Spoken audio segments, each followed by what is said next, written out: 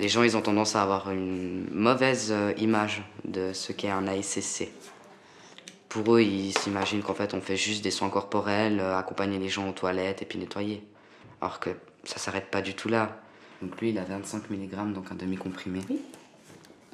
Donc attends, Spiricord.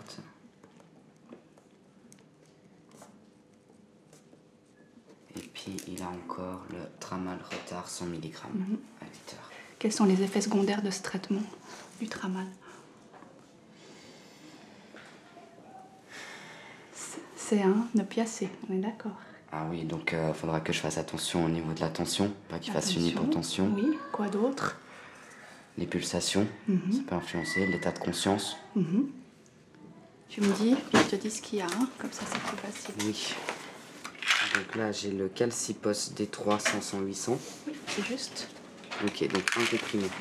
Je dirais que là où j'ai quand même le plus ressenti de fierté, c'était à mon stage aux soins intensifs. Je pense que c'est là où vraiment je me suis dit, ouais, j'ai les capacités, je peux le faire. Bonjour Garance. Tu vas bien? Très bien. Je suis Daniel, apprenti ASC de 3e année, je vais m'occuper de toi aujourd'hui pour la glycémie. Je m'appelle Cynthia, je suis la formatrice ASCC de Dani. Ok. T'as passé une bonne nuit? Oui, oui. Alors, je prépare juste ça. Alors, montre-moi quel doigt tu veux que je fasse. Oui.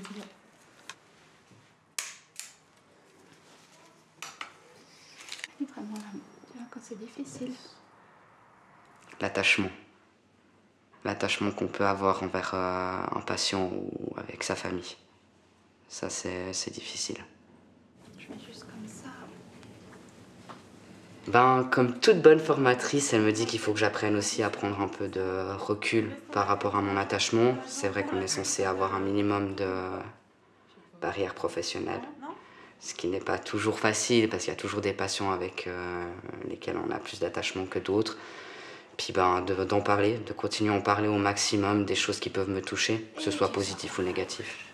Encore une fois, tu prends l'air par le nez. Extra. Ça va? Ça va. Ça va. Oui. Oh. Ça va? Pas de ouf, mais ça va. Ok. Tu as un linge? J'ai vécu mieux. T'as vécu mieux. J'ai le grand linge si tu veux. Ok. Là, dans ce stage, c'est vrai que j'ai beaucoup fait appel à Cynthia parce que j'avais beaucoup d'angoisse liée à la fatigue de jongler entre le travail, les cours, la vie personnelle. Et ben, j'en ai parlé. Parce que je voulais établir vraiment une relation de confiance avec elle. Je pensais qu'il était justicieux pour moi de lui dire que j'avais une période où ça allait pas. Ça va les genoux, c'était pas mal? Non, ça va. C'est vrai que là-dedans, elle m'a beaucoup aidé. J'enseigne aussi le yoga, donc en fait, je lui donne pas mal de techniques, de respiration, de choses corporelles. Aussi, même, il dit des fois il a de la peine à dormir parce qu'il se met beaucoup de pression dans son apprentissage, ce qu'il a pu dire avant.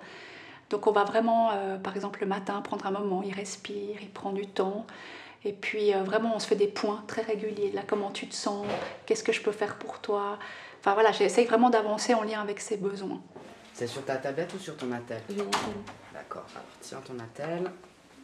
Et puis, c'est les AirPods là-bas, c'est ça?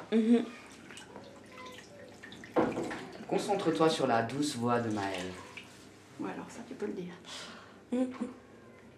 Puis on a beaucoup de patients, c'est des exemples, je trouve, qui nous apportent énormément. Donc je parle aussi toujours de ça, c'est même eux qui nous donnent de l'énergie. Comme on a eu Lucas aujourd'hui, ben, je trouve que c'est lui qui nous apporte parce qu'il est beaucoup de positivisme aussi. Ok. On va sécher ta jambe, hein? Ouais. Je pense que pour partir dans cette formation, il faut vraiment être intéressé. Il ne faut pas se dire je sais pas quoi faire, je vais faire ça. Bah, ça prend quand même beaucoup physiquement et émotionnellement. C'est triste à dire, mais c'est une vocation. C'est pas un choix par dépit qu'on fait. Moi, c'est sûr, c'est la pédiatrie.